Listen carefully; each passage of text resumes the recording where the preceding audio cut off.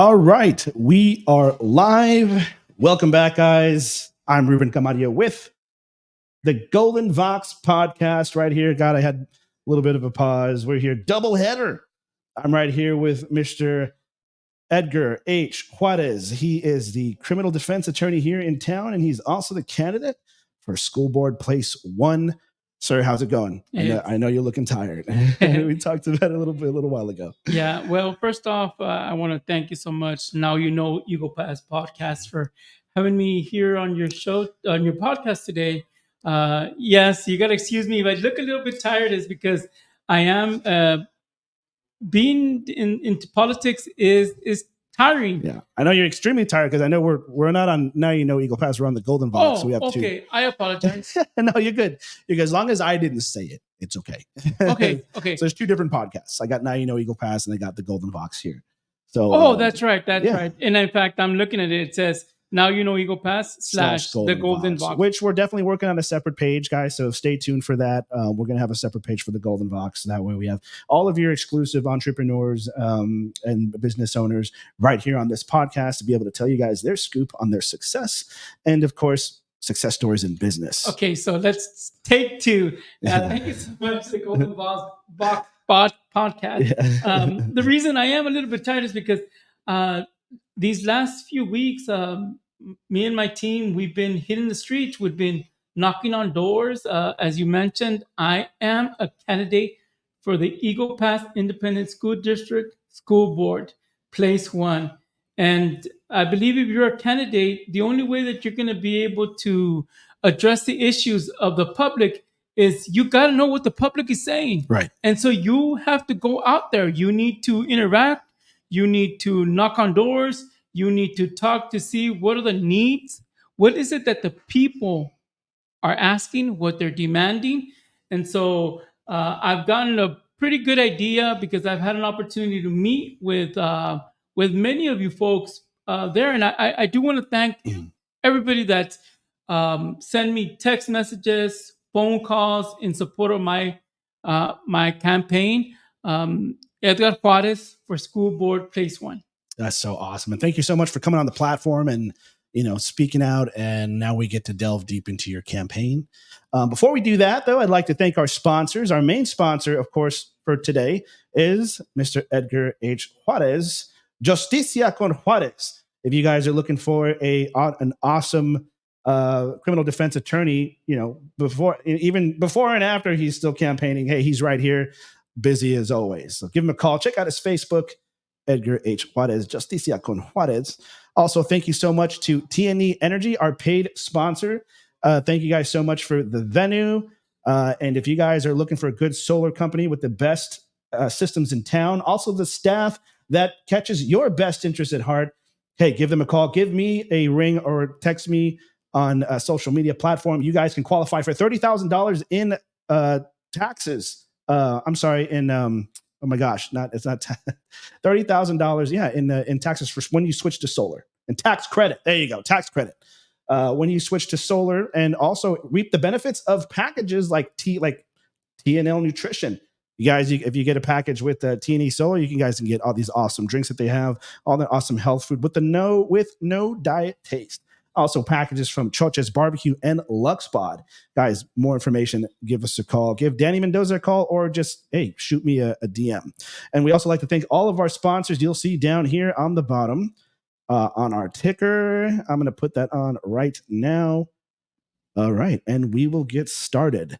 So before we do get started, I just want to let everybody know that when I interview the candidate, it is going to be based off of facts alone. It's not going to be based off of rumors. If there is something that I say incorrect, feel free to correct me. Okay, nobody's perfect. We're all human. And I am here to be as unbiased as possible. But we all know who I support, but I'm going to put my feelings aside and I'm going to ask the questions that I feel people aren't really asking. So they're going to be fair. We're not going to be bashing anybody. It's going to be pure facts. And I believe on behalf of what some of the public thinks. So here we go. So we'll start with the first question. Okay. Of course, thank you so much for running. And, there are a lot of people that are wanting change, and this is a perfect example in my opinion. But here we go. Okay, well, first off, before you ask me the first question, I want everybody to know that I have no idea what the questions are. No, he doesn't. Uh, No, he doesn't. we haven't discussed what questions were being asked of me, but let's do this. Yeah, if anybody here knows that I don't go by script, it's always off script. It's raw. It's unscripted. I mean, I have the questions in front of me, but he does not have any clue what questions I'm going to ask. So here we go. So we'll start with the more simple question. Okay. So, Mr. Juarez, why do you want to run for school board? Well, the reason that I want to run is because I have always, from the get-go, been a public servant. I have not held any public office, but I consider myself a public servant. So that's the number one reason why I am involved in my candidacy for in politics. Secondly, the reason that I'm running is because we need a change. People are demanding change. The public is yearning for change. And Edgar Juarez is the change you want to see for EPISD. I like that. It's like a. Well, that's my slogan for my candidacy. Edgar Juarez, the change you want to see for EPISD. I like that, man. It's got a nice, cool little jingle to it. Like, I mean, yeah, I don't think anybody else has that. That's awesome. That's great. I think that's I'm gonna ask questions and I'll touch up on a little bit. Okay. I think that's very great. It's very brave, especially when we have a school board who has tremendous support. They've been here for years. Yes, we do. They're doesn't matter what anybody says. There's a lot of people that are asking for change, and there's a lot of reasons why, and we'll talk about that. Okay. But thank you again for running. That is some good change that we would need. So again, I'm trying not to sound as biased as possible, unbiased, but if I do, I'm sorry. That's just the way it is. Everybody knows how I feel about what's going on with our independent school district, but I digress. I'm going to try to be as unbiased and fair as possible. All right. So that was the first question. All right. So let's go with the second. What are some key issues we're facing in our district, and how do you plan to work together with the rest of the school board? Let's just say if you're like the only one elected, and we still have, Glenna Purcell and Hector Alvarez, and I'm sorry, I'm drawing a blank. The current board members? No, not Jorge Barrera, because obviously if you won, you would take his place. But let's just say if you're the only one to win. And you still got to work with everybody else. I see. So there are 4 candidates that are running, and you're saying that if I'm the only one that is successful in the new people that are running, your question is, how would I work with the people that are currently there? Yeah. So I'll ask the question again. I'm sorry, I kind of paved off a little bit. So what are some of the key issues we're facing in our district, and how do you plan to work together with the rest of the school board to fix the issues? Well, I think some of the key issues that we're facing, I address in my 3-part or 3-pronged platform. The first issue that I think that we're facing is I don't believe that the school board at this time they're putting students first. Okay. And that's the first part of my platform. Yeah, of course. Putting students first. And what do I mean by that? Well, I think what is happening is that what we need to do by placing students first is this student to teacher ratio. What do I mean by that? Well, right now, Eagle Pass Independent School District, and this is legal, by the way, they're allowed to have 30 students per teacher. Okay. It's perfectly legal because they were able to get that permission. Having said that, I do not believe it's in the best interest of our students, of our children, or the teachers to have 30 students per teacher. And so in my platform, one of the issues that I'm addressing is how we put students first. And the way I would do that is I would try to lower that ratio. Basically, what I mean is we need to hire more teachers. Right. We need to hire qualified teachers. We also need to hire more assistants. And the reason for that is if you have a certified teacher and we can't get enough of the teachers because of whatever reason, then we need to get more aides to help them, and so that we can have more individuals and lower that student ratio. Um, and so that would be one of the changes specifically, and I would work with the rest of the school board members to try to achieve that. Okay. The second part of my platform is in regards to uh, um, is I want to be a voice for educators and parents. And how do we accomplish that? Well, I want to do what I've been doing, is talking to teachers, going to where they're at, setting up uh, committees that we can talk to teachers and parents to see what their needs are, to see how we can address some of the issues, because I've received a lot of what I would consider constructive criticism, Right. so that we can address that. And then the third prong of my approach, or the third part aspect, is we need budget transparency and integrity. Now, I know that in social media that's been touched upon. Well, where we're, that there's well, the school board has to be transparent, um, and yeah, it's transparent because the information is there, but sometimes that information just doesn't get to go out there. Right. And what I mean by that, transparency and integrity, is we need to stop hiring people in positions that don't advance what's the best interest of the children.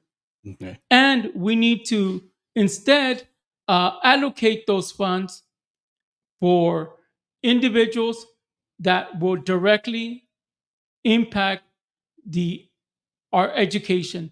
There's a lot of positions that have been created, and there's a lot of individuals that are getting the budget, that are getting money from the budget through a lot of different programs that they have, that don't directly impact our student success.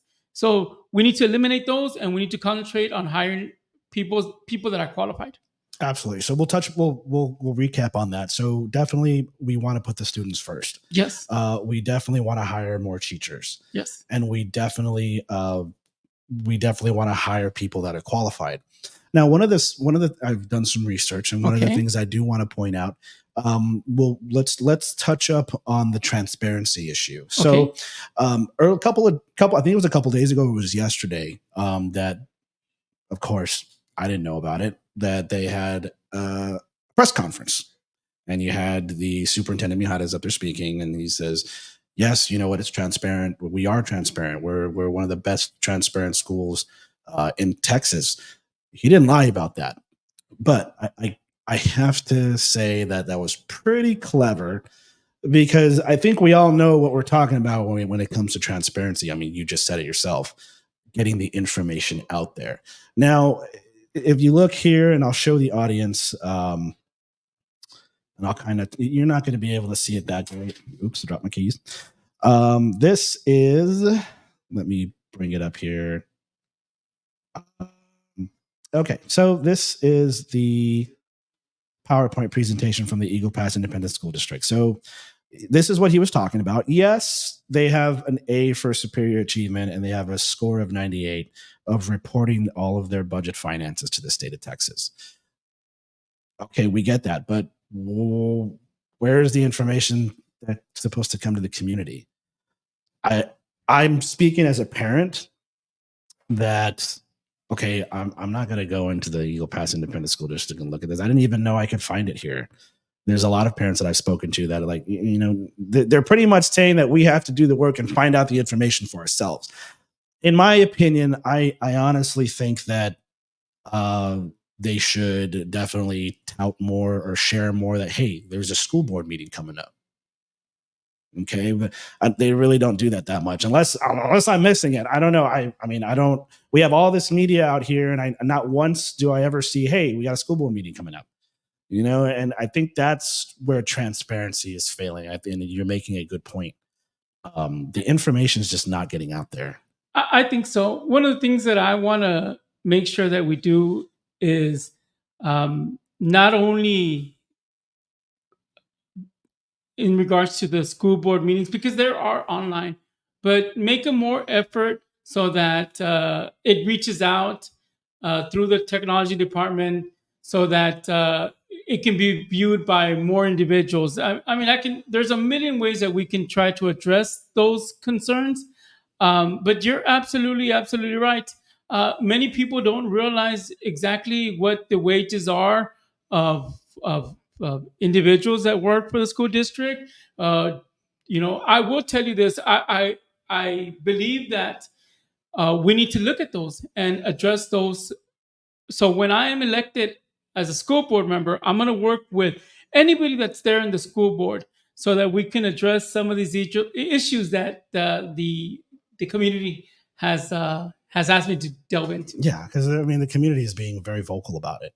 I just think nobody is saying anything, or no one's. Uh, I can go all day on that. I don't want to. I don't want to veer off on the subject at hand. So let's move on to putting the students first. Yes. Now, one of the things that I'm going to put out there that I've done some research that the superintendent, and it's a known fact, or whether it's a superintendent, whether it's the deputy, whether it's anybody, salaries of administration can impact the budget of schools.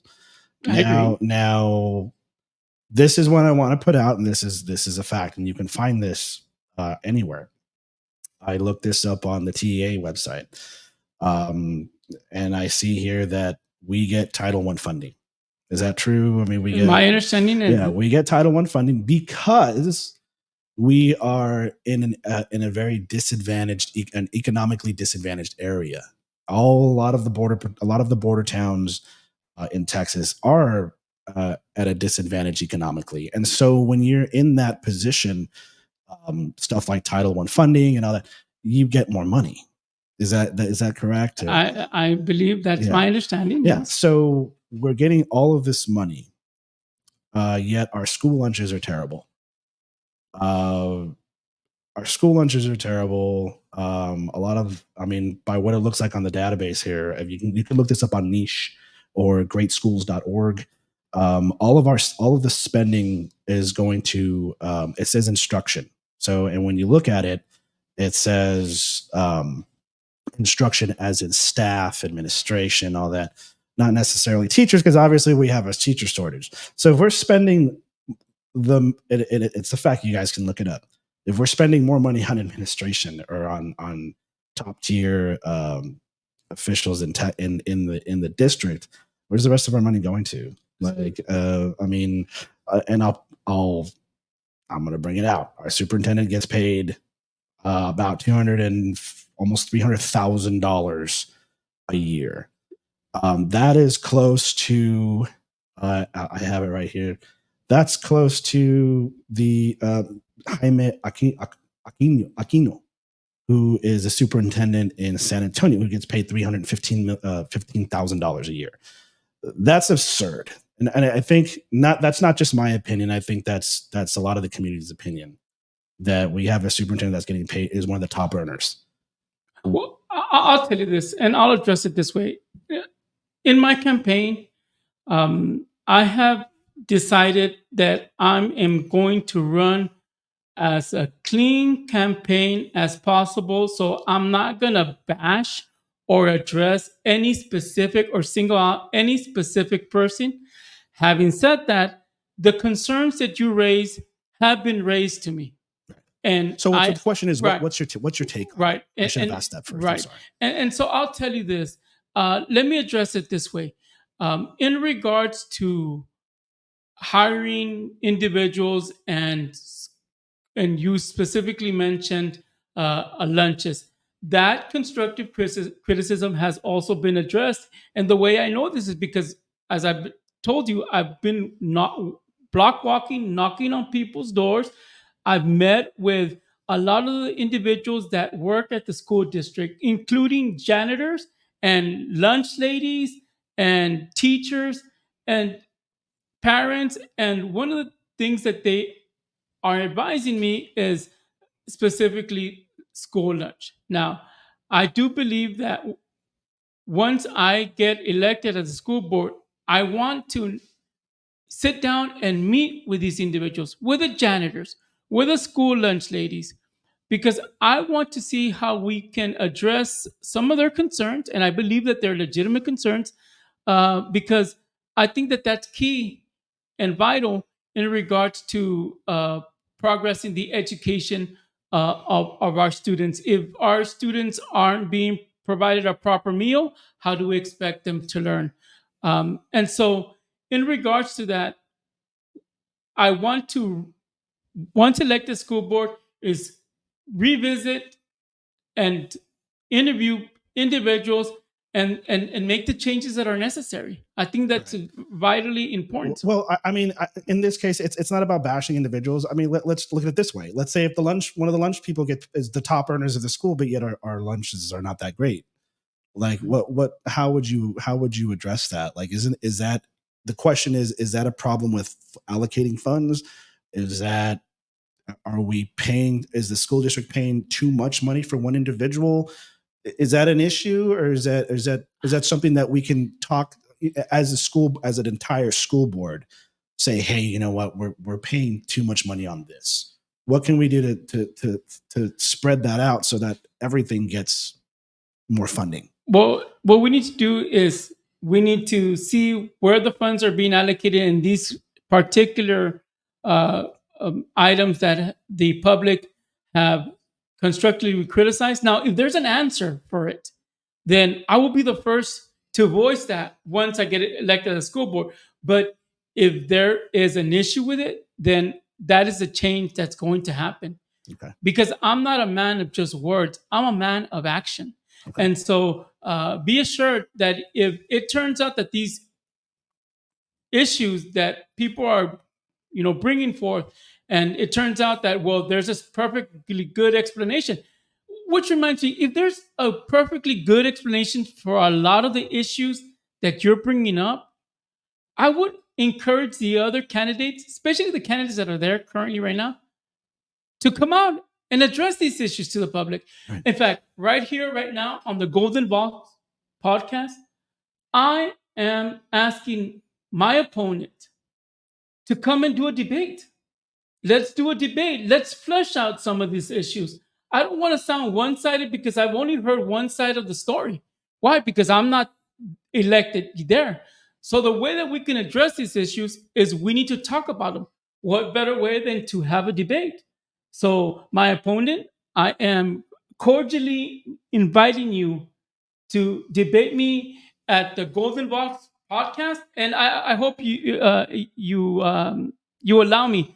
And if you Oh, believe absolutely. that this Golden Box podcast is biased for some reason, I will debate you in any forum, anytime, any place, and that's what I'm asking, so that we can flesh out some of these constructive criticisms that people have raised. I don't want to I don't want to bash anybody, No, of but course not.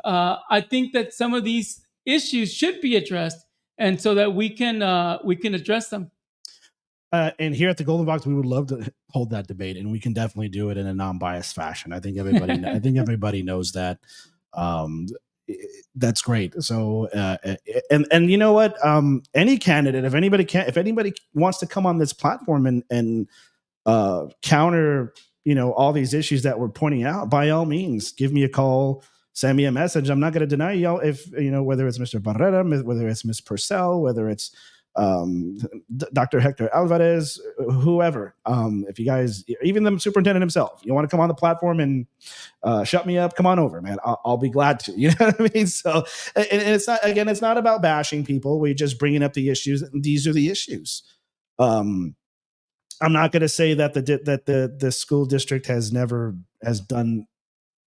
not done one good thing. Of course, they've done some good things, but again, these are the issues at hand, which is why we're doing the interview. This is why we're having elections. This is why you're running. Exactly. So now we'll move on to the next question, then we'll talk more about it. We'll touch bases on everything. Of course. Well, I think I already asked the question. What is your version of transparency, and why do you feel the district needs to improve on that?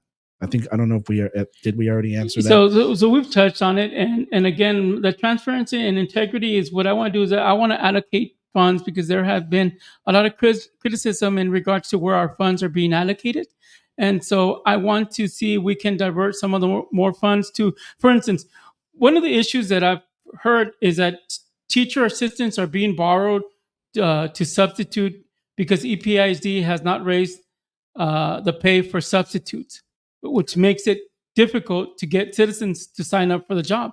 Yeah. So we're having issues with substitute teachers. My understanding is substitute teachers are not getting paid enough. So we need to divert some of those funds. And that's why I'm talking about transparency and integrity. I think what we need to do is we need to stop worrying about top payers and worry about the substitute teachers. That's what I mean by transparency and integrity. So my understanding that in regard to transparency and integrity, there's a custodian shortage, which is affecting the schools, impacting the learning environment and forcing teachers to sacrifice instructional time for cleaning. So the students are the primary victims. So we need to allocate more funds to those areas instead of creating positions and paying people that are not directly affecting, making an impact on our students. And that's what I mean by transparency and integrity. Another question. So our scores seem to be below average. I know it says that Eagle Pass is one of the best, but we also have other schools. What could be the issue for that? Are we lacking programs to assist our students? Is it us as parents that aren't doing our job? We can't say it's the teachers. I don't like really saying that. What could be the issue why our test scores are pretty low, or they're kind of average, but some of them are below average. And in this case, social studies is the worst. What could be the issue there, and what would you do as a school board member to rectify that? First and foremost, I want to take this time to thank all our educators, to thank all the teachers. Sometimes with law enforcement and some of the other careers, they'll say, thank you for your service. I want to include teachers. Thank you for your service, teachers. Because I'm going to tell you, it takes a special kind of person to be a teacher. Mm-hmm. Everybody knows that our teachers are not being paid what they deserve. We lose teachers across the nation to other fields because teaching, you're not going to get rich off of teaching. Right. Well, unless you're one of the top administrators, maybe you might get rich, but the ones that are on the grind, the foot soldiers, those are the teachers that you're not going to get rich. So I want to take this time and thank you. Thank you for your service. Having said that, with all the issues that are happening, like in regards to scores and things of that nature, what I would like to do is, once I'm elected school board, form committees and investigate why is it that our scores are not doing well. Again, if that's not, if for whatever reason the statistics don't accurately reflect, I would like my opponent to come and explain that. Share with us what we see in the raw data. I know that I've seen a couple of internet posts trying to explain some of these things, and again, there can be a perfectly good explanation, but the problem that we have is transparency, right? Again, going back to transparency, you just leave a bad taste in a person's mouth when you don't explain, and then you see that, wait a minute, how come these decisions are being made this way, and how come we're seeing results this other way? And again, one of the things that you're going to see is you're going to be seeing a change with Edgar Juarez. Edgar Juarez, vote Edgar Juarez, the change you want to see for EPISD. I'm going to leave my opinion here on that. As a parent, I believe there's not enough parent participation. And I think when there's not enough parent participation, if the parents don't care, kids aren't going to care. It's definitely not the teachers. I'm not saying that because there's so many excellent teachers out here in the district. Excellent. I've met, all the way from my son from first to fourth. I agree with you. Great teachers, passionate. They know what they're doing. I have not had one bad teacher at all. I honestly think the district really needs to encourage parent participation. I think that's important. And once again, walking through the streets, talking to different individuals, never have I heard any criticism or anything that's saying, "Oh, because our teachers are not doing what they're supposed to," or because they're not good teachers. I have quite the opposite.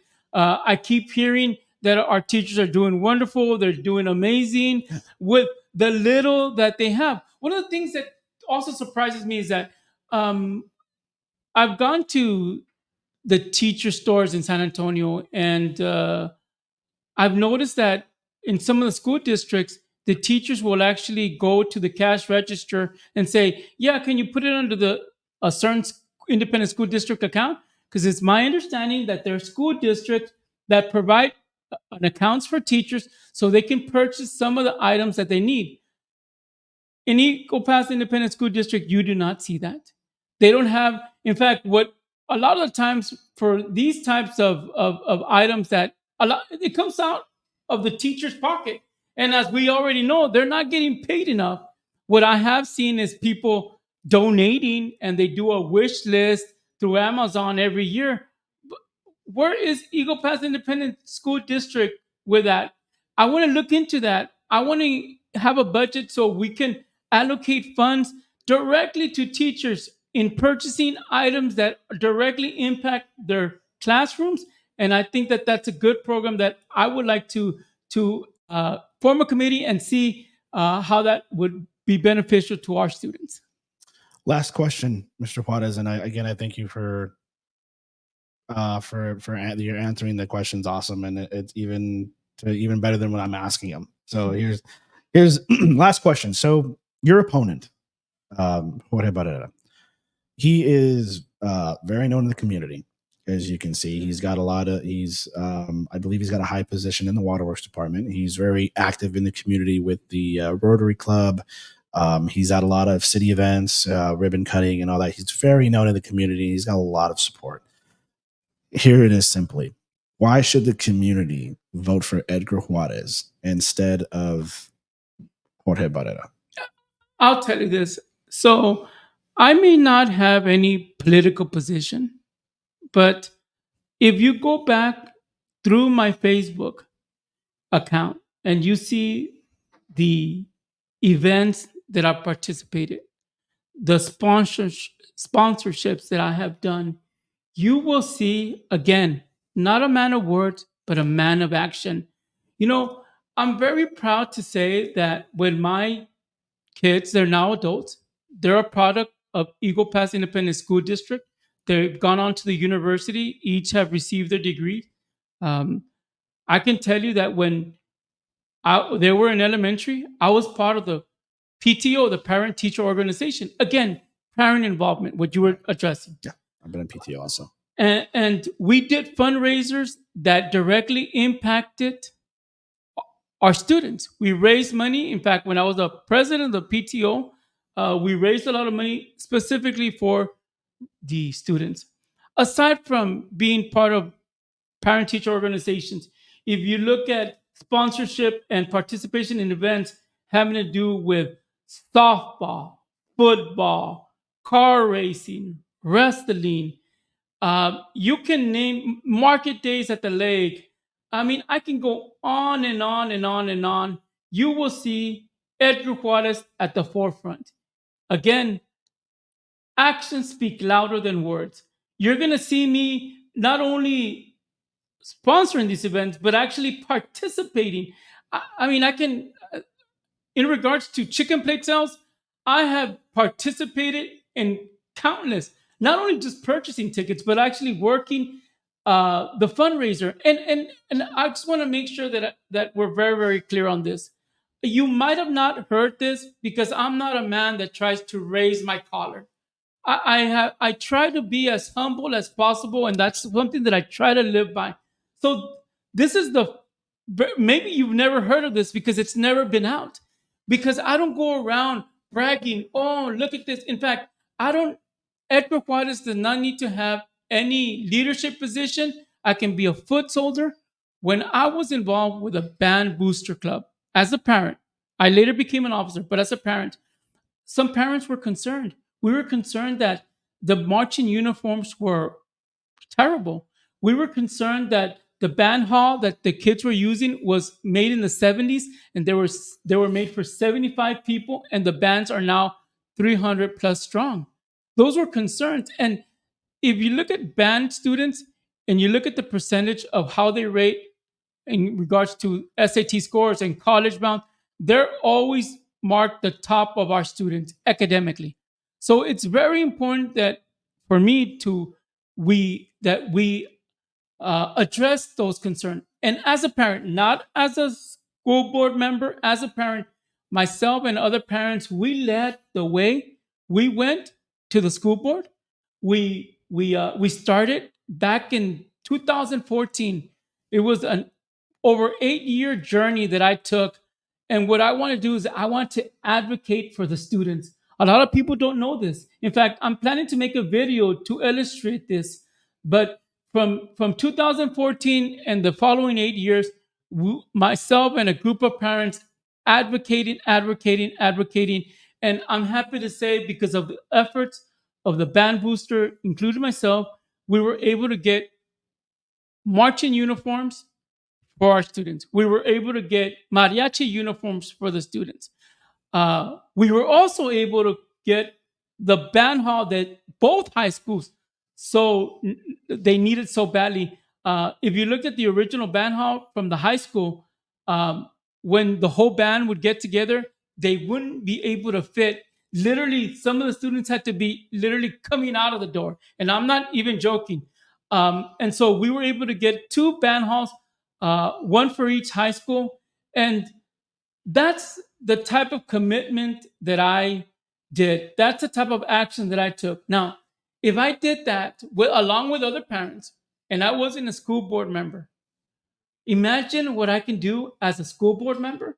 And that's why I'm asking you all, if you want a change, if you want leadership, if you want a man of action, you need to elect Edgar Juarez. You need to elect Edgar Juarez, the change you want to see for EPISD. Awesome. I was going to ask if you wanted to have any last words, but that was a great finish. So I'm not going to ruin that. But Mr. Juarez, thank you so much for giving us your time. And, you've done wonderfully well in reiterating your campaign and explaining everything why someone should vote for you. And I cordially invite anybody who's a candidate, maybe not on the Golden Voxes. I know Mr. Juarez is one of our paid sponsors, but on my base podcast on that Now You Know Eagle Pass, you can always come on that and we can tell us why we should vote for you. I think that's one of the biggest things that we'd love to explain to everybody. Hey, I want to commend you for something, and the following is that I do a lot of media, and I'm not trying to bash anybody. Of course, we're not doing that. I do a lot of media. I do a lot of interviews. But I will tell you this: when I come on the Golden Vox podcast, these are not little softball pitches. I mean, you ask the direct questions, you ask the hardline questions, and I want to thank you for that and for keeping our constituents informed of what's happening in the community. And I will commend you. We don't always agree on the politics. That's the other thing I was going to mention. My race, just so that we're on the same page, my race is not based on it's not with one political party. When you run for the school district, it's nonpartisan, and so I run as Edgar Juarez. And so I'm asking everybody, exercise your voice. How do you exercise your voice? By going out to vote. Early elections, they start right around the corner. We're talking about Monday. They're going to start Monday, October 21st, and they're going to run from the morning to the evening, and they're going to run from October 21st to November 1st, and everybody goes vote at the multi-purpose center. Now, you may ask, wait a minute, am I eligible to vote? Well, if you're registered to vote, you can. And it doesn't matter what precinct you live. It can be 1, 2, 3, or 4. It doesn't matter if you live in city limits or outside. If you're a resident of Maverick County, which includes Quemado, Normandy, El Indio, Eagle Pass, Texas, you have the right, and if you're registered to vote, go and exercise your vote. We have a lot of registered voters. Unfortunately, not everybody goes out to vote. My understanding that they expect anywhere from 13,000 to 14,000 people to vote, which is just a fraction of the registered voters. Now, if you're not able to vote October 21st through November 1st, then I encourage you. The last day to vote is November 5th. That's going to be Super Tuesday. It's not only local races, we're talking about national races and state races. And so I'm encouraging everybody. Now, if you don't know where to go, I encourage you go to Edgar Juarez, Justicia con Juarez, my Facebook page. There's tons of information there, and you can look at where you're supposed to go. Now, it's real easy. October 21st through November 1st, everybody votes at the Multi-Purpose Center, which is right by Bridge number 2. Make a plan, go out and vote. Thank you so much, Mr. Juarez, for coming on the platform, and we hope to hear more of you soon. And good luck on your race. Thank you so much. All right, guys, this was a special edition of the Golden Vox podcast. Stay tuned for more podcasts on your entrepreneurs and small business owners. Also, you can always come join me on my base podcast. Now you know Eagle Pass. We can talk about anything you want to talk about and beyond. So, guys, again, anybody who's running, I cordially invite you to come on board the platform, and I will ask the right questions. That's a promise. Guys, thank you so much for joining us. For Mr. Edgar H. Juarez, I am Ruben Camarillo. Remember, guys, stay cool, stay strong, rock on. Remember, this community is only stronger together. We'll see you guys next time.